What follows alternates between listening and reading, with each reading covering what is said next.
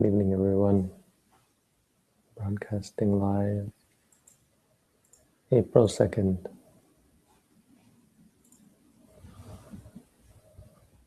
Today's quote is about the unskillful.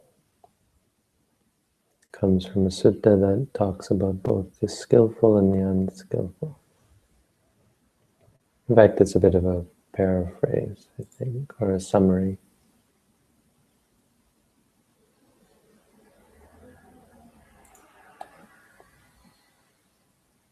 I'm actually not sure if this is the proper.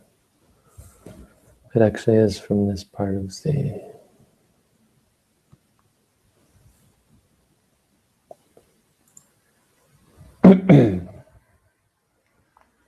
Yeah, looks like it. Anyway, the sutta starts off with the Buddha saying there are three roots of unwholesomeness. Tinimani bhikkhave kusalam mulani. The roots of akusala. Akusala, usually translated as unwholesome. So maybe that's a better translation here. Because it's not, well, unskillful is a part of it, but it doesn't quite have the same feeling as unwholesome. Unskillful is too cold and technical. But it's useful because that's really what we're talking about. What is unwholesome, what is bad? It's really just a matter of doing something unskillful, doing something that goes against your own interests, really. There are three things that, three bases or roots of things that go against our interest, our own interest, that cause us to do and say and think things that are against whatever interests we may have, that cause us to suffer, lead us to have improper interests, and interests that are self-conflicting in the sense we want them to bear positive fruit, they end up bearing negative fruit. So the three roots are dosa, lobha, dosa, and moha. Lobha means desire to get, wanting. Dosa means desire to harm or to hurt, or basically to not get, desire to destroy, to eradicate, to do away with something or change something that you don't like, disliking, basically. Moha is delusion, so anything like arrogance or conceit, self-righteousness, wrong view, ignorance, confusion, doubt, all these things under the mind that is muddled. Moha is like muddled. It's the same, probably the same ancient root. So then he talks about these three in detail. He says lobha is a kusala mula. Whatever greed there may be, that has yadapi bhikkhave lobha. Whatever greed there is, that is the root of unwholesome. Right? Whatever the greedy one should do with body, speech, or mind, or no, abhisankaroti, should intend, not do, right? To do.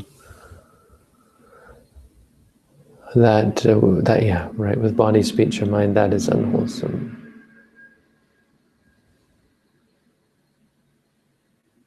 So the crucial, and this should be fairly common knowledge to our community by now, but this is the crucial understanding of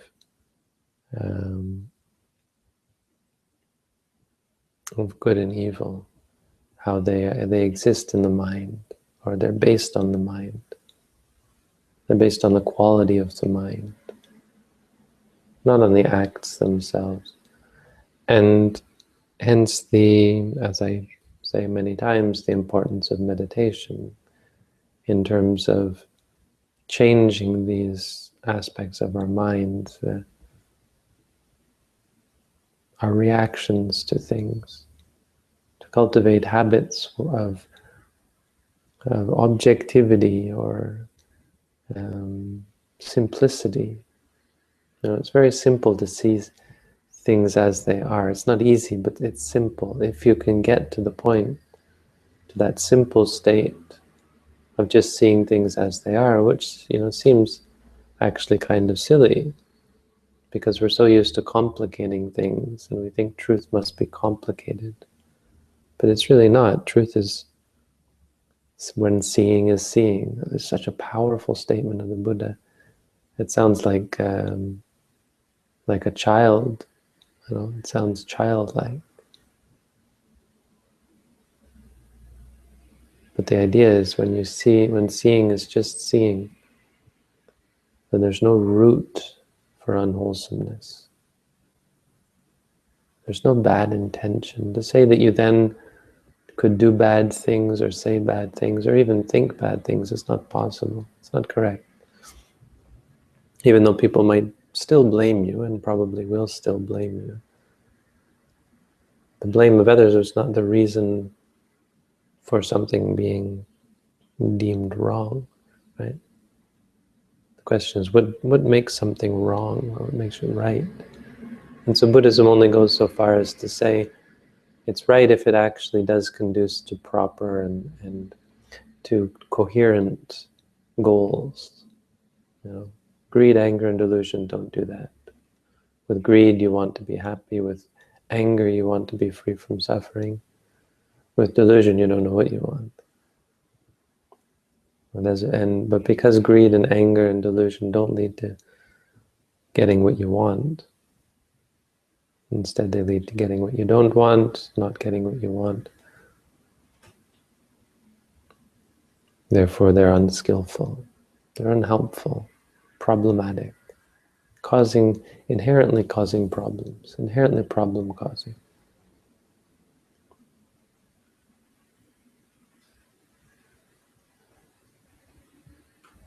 So these are the three. There's only three bases. And this is so when we meditate, we also meditate directly on them. And Buddha said when your anger is in the mind, this anger is in the mind. Simply say to ourselves, angry, angry. Not thinking of it as anything else. When you want something, wanting, wanting. When you're confused or deluded, you can say confused, confused. Doubting, doubting, anxious, whatever the kind of delusion it is.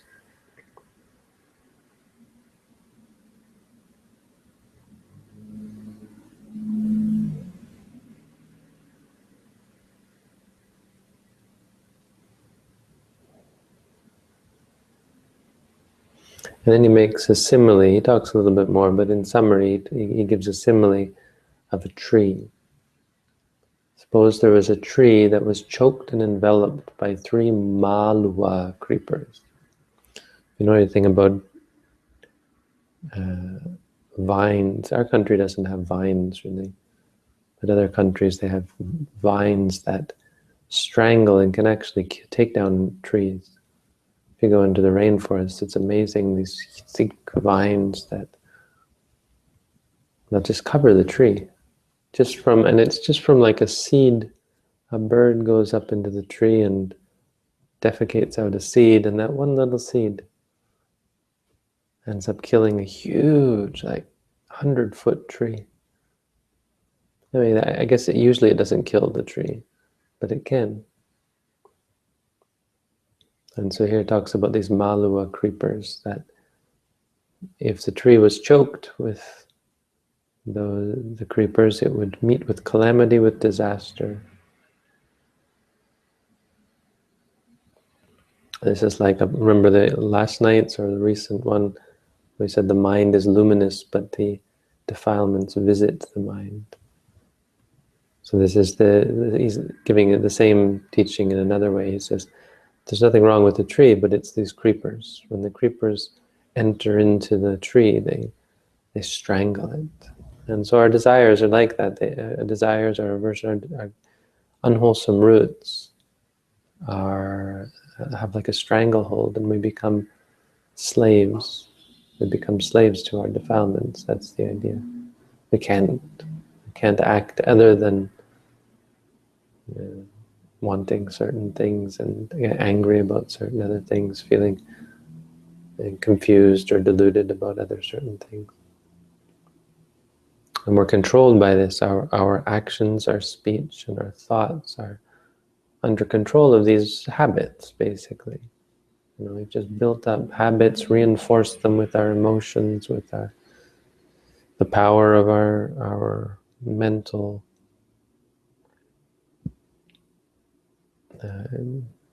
activity.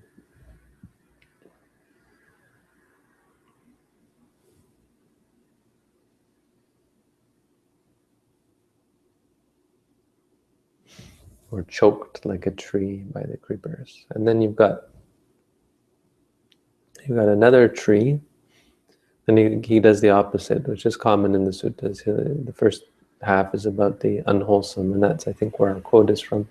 The second half is about a person who has abandoned unwholesome qualities born of greed, anger, and delusion. Cut them off at the root, made them like a palm stump, obliterated them so that they are no more subject to future arising. I'm going to find this one.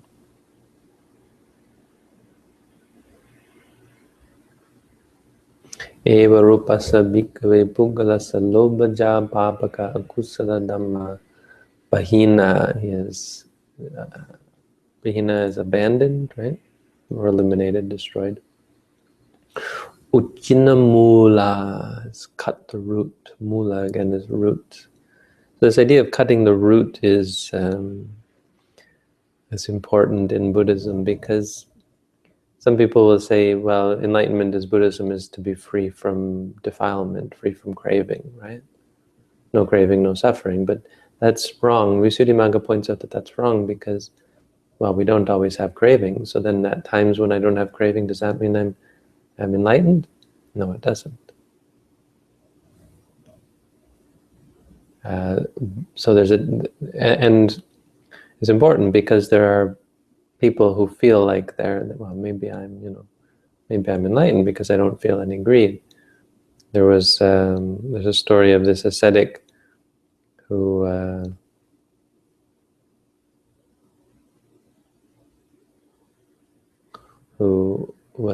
had such powerful meditation, and that he could fly through the air.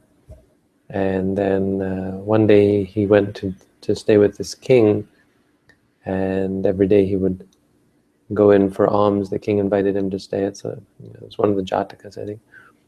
And the king was so happy to have this ascetic there, and very powerful ascetic who was like he was enlightened, right? But one day the king had to go on business, and so he told the queen to serve the ascetic. And so the ascetic came into the room to get alms, and the queen had fallen asleep waiting for him. And so when she heard him, she stood up, and as she stood up, her robe fell off, and she was naked. And she was actually quite, I don't want to say beautiful, but she was considered in a worldly sense to be beautiful. And so he was, he was just had never seen something, and it really, something like this, and I think the text is like, it came up like a snake, his desire, and bit him. Just in that moment, he was bitten and totally infatuated with this queen. And normally when he came to get the alms, he would fly in through a window and then fly back out through the window. But he found this time, after he took the food from her, that he had to walk out the door. And ended up getting very sick, couldn't eat, couldn't think of anything except the queen. So he ended up lying sick on his bed. And the king came back and found out what happened, went and told the queen, and the queen said, oh, I've got an idea. We'll solve this problem. And so they called the ascetic, or they went to see the ascetic, and the king said, I understand what the problem is, and I'm going to give you my queen as your wife. So you can go and be a layperson, and I'll give you a house, and we'll give you a salary and a job, everything you need. You can have what you want. We appreciate you so much. And anyway, the story goes on that the queen ended up giving him so much work to do and telling him do this, do that, and nagging him, and what she did, she sent him back to the palace to fetch this, fetch that, and he ended up spending all his time just fetching things until finally she grabbed him by his beard. Ascetics, of course, had long beards, and said, "Wake up!" and gave him a shock and said, "Look at you. You used to be able to fly through the air. You used to wield magical power, and now you're reduced to a servant messenger boy. Aren't you ashamed?" Anyway, so the point is that there's a lot of meditation that can make you think that you're enlightened. And even this meditation, you'll get a certain way, and then you'll think, wow, I've really accomplished something. And it's easy to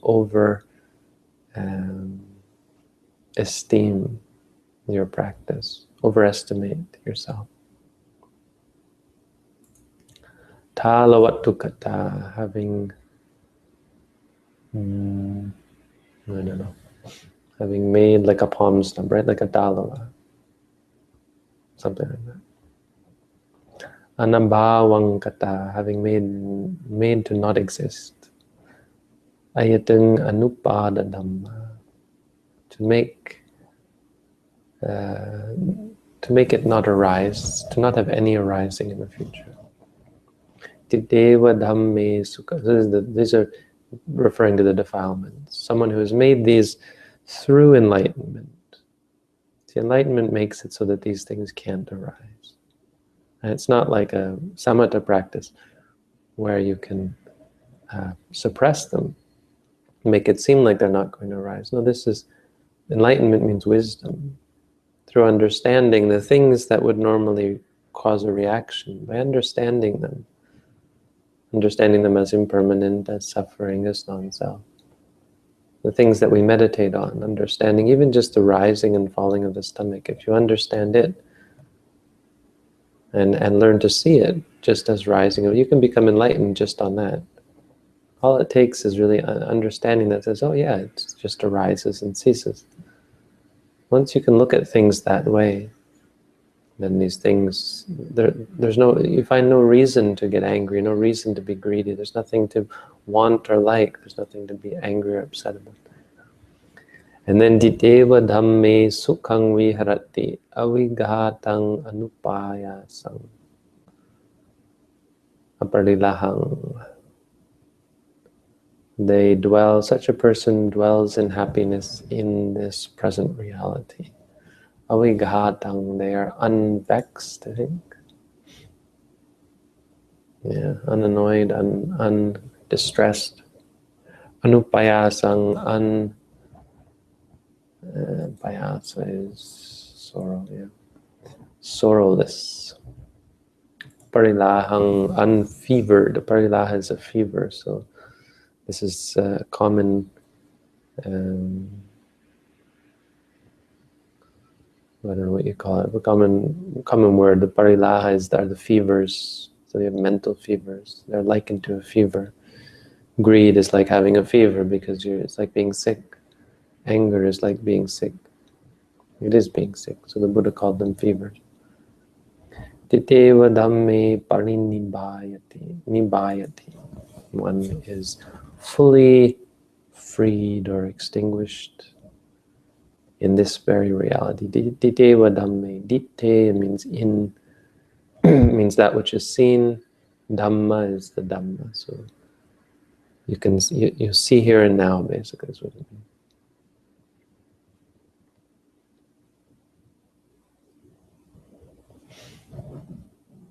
So such a person is like a person who, suppose there was a tree that was strangled by 3 creepers. These are the 3 defilements.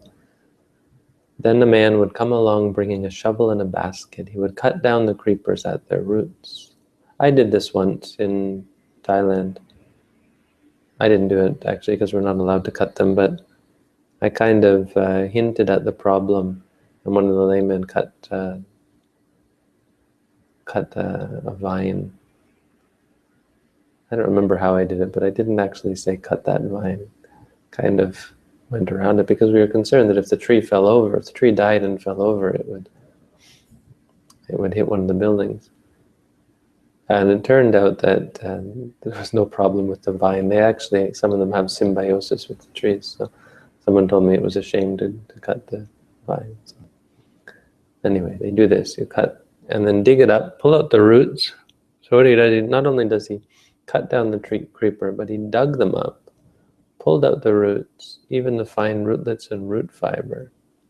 He would cut the creepers into pieces, split the pieces, and reduce them to slivers. So basically, oh no, and then it's not even done. Then he would dry the slivers in the wind and sun, burn them in a fire, reduce them to ashes, and winnow the ashes in a strong wind. That means, blow them in the wind, or let them be carried away by the swift current of a river.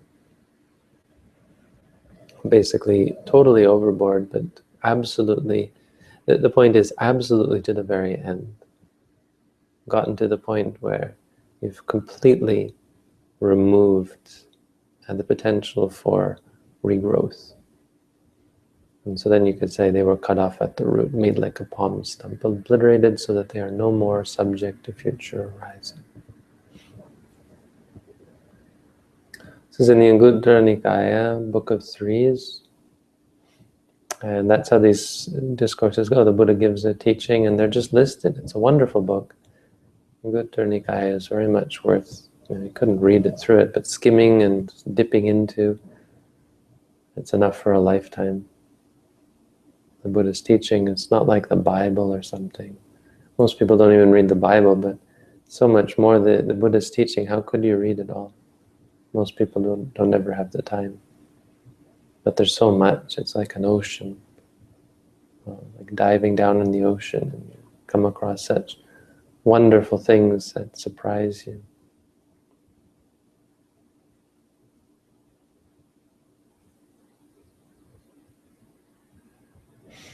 Anyway, so that's the Dhamma for tonight. Thank you all for tuning in.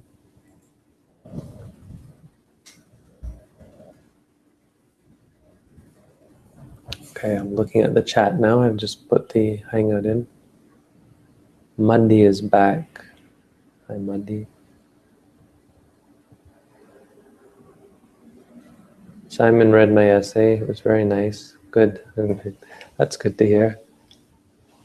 The thing about writing essays, it was for school, right? It was more an exercise of getting back into the habit of, or even refining the ability to actually write a scholarly paper. And so, that's something I've never really been that good at. So.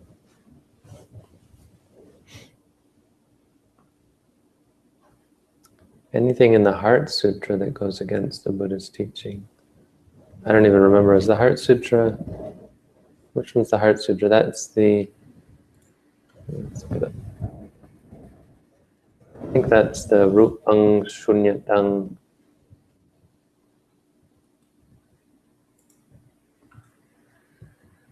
Let's see here. Acknowledgement over here. Right.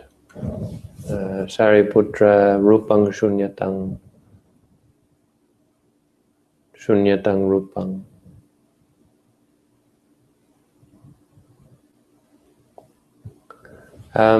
So what I take, what's the word? Take issue with is it's not the Dhamma. The Dhamma is that form is void, not form is voidness. And I know I'm absolutely, anything I could say about this is going to be derided or just rejected by Mahayana. They'll say, oh no, because they have very sophisticated arguments to explain why form is voidness or what is meant by that. But as I said, to me it's sophism. Yeah, talk all you want. It's not the truth. Form is void, is the teaching. And that's an important teaching because it's void of self, it's void of pleasure, it's void of stability. But the Heart Sutra does something that is not the Buddhist teaching. So, you can quote me on that. Could you interpret this in a dharmic way? Sure, probably. But look, where does it go? Sariputta, the characters of voidness of all dharmas is non-arising, non-ceasing, non-defiled, non-pure, non-defiled, non-pure. It's eel-wriggling. It's like neither this nor that. In void, there is no form, feeling, so in the void, well, that's kind of dharmic.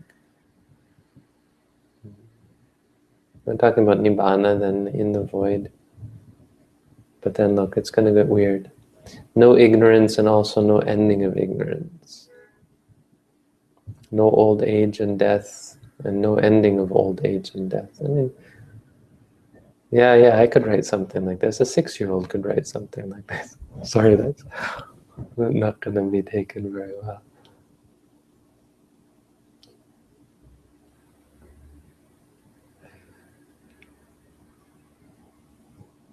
Therefore, the Prajna Paramita is the great magic spell. I think dharani is the word, right? So the idea is that if you chant this, it's a protection, which we do in ours.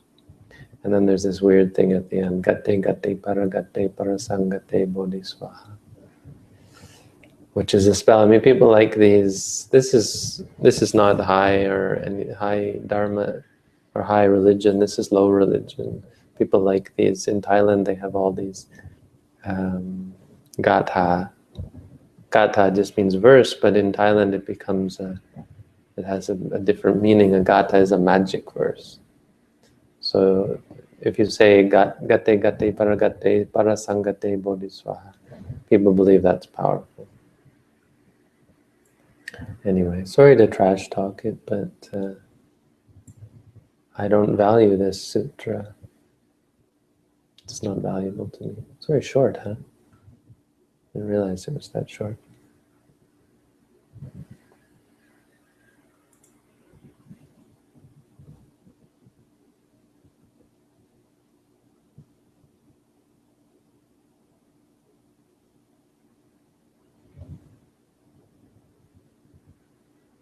Should meditators have a pet? I don't want to get into it, but no, I think meditators should not have pets. They are just a burden. I've given talks on this. So again, this is why I don't answer questions in text, because most of the questions you ask, I've given videos on this, and it's again and again the same thing. So, but briefly, if you've got an animal, or if you're going to take care of an animal, that's fine. But for someone to say, "Hey, I'm going to go get a pet," bad idea. It's just a burden. Especially for meditators, it ends up causing distraction, and it's a long answer. I've talked about this, and not everyone agrees with the things I say. But and part of the thing is you're trying to help a being that is very difficult to help. There's only so much you can do for an animal, and if you're going out of your way to do that, you say, "Hey, I'll go to the pound and pick up, an animal or something." It's all about efficiency. You end up spending so much time and money and effort, and you get attached. Of course, there's all the defilements associated with pets, for very little benefit, relatively speaking, as opposed to Michael, who's here now from America. So I put my effort into him, and it's actually very little effort. He works very hard, and I just have to teach him, and the benefit is awesome. His life could change from this. We'll have an interview when he's done the course, and hopefully he'll be up to that, and you can all hear what he has to say. So Michael's here. He's planning on sticking around for some months. Hopefully he can act as a steward for a while. He's from America, so he can't stay long term. Or maybe he can. Maybe we can work that out. But he'll stay some months.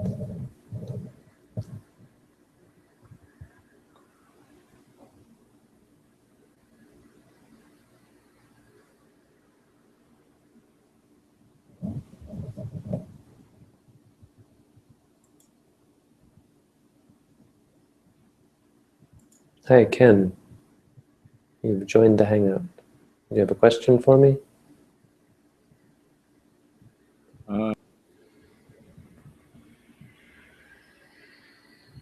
You're live.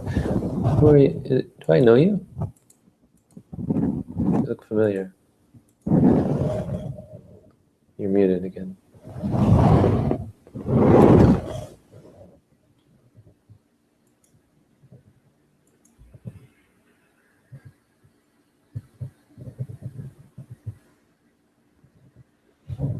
Okay. Well, in that case, I'm going to say goodnight.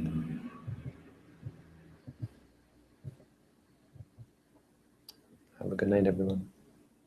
Visuddhimagga tomorrow at, I don't even remember when it is, 2 o'clock, right? Tomorrow at 2. Good night.